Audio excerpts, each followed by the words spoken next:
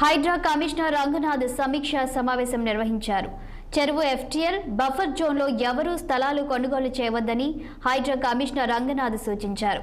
ఇష్టరాజ్యంగా నిర్మాణాలు చేస్తే హైడ్రా చర్యలు తప్పవని హెచ్చరించారు. బఫర్ జోన్ ఎఫ్టీఎల్ పరిధిలో నిర్మాణాలు కట్టాలంటే భయపడే స్థితికి తీసుకొస్తామన్నారు.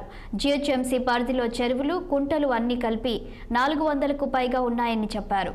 నగరంలోని చెరువులను హైడ్రా ప్రధానంగా తీసుకుంటుందన్నారు.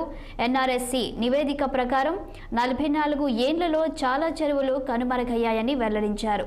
చాలా చెరువులు 60%, కొన్ని 80% ఆక్రమణలకు గురయ్యాయని చెప్పారన్నారు.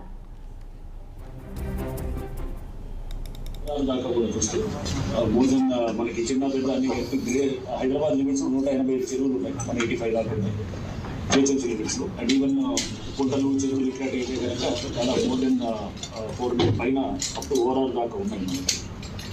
సో ఈ చెరువులు ఇవన్నీ కూడా మనకి దీంట్లో బేసికల్గా చెరువులు, పార్క్స్, ఇంకా గవర్నమెంట్ ల్యాండ్ సెక్యూర్ చేయటము, లేఅవుట్స్, ఓపెన్ స్పేసెస్ని సెక్యూర్ చేయటం, ఇవన్నీ అండ్ నాలాస్ కూడా సెక్యూర్ చేయడం, ఇవన్నీ కూడా హైడ్రాకి ఇచ్చినటువంటి మనకి స్కోప్ ఆఫ్ వర్క్లో ఉంటుంది. సో బేసికల్గా ఇప్పుడు లేక్స్ అనేది చాలా ప్రధానమైన అంశంగా తీసుకోవడం జరిగింది.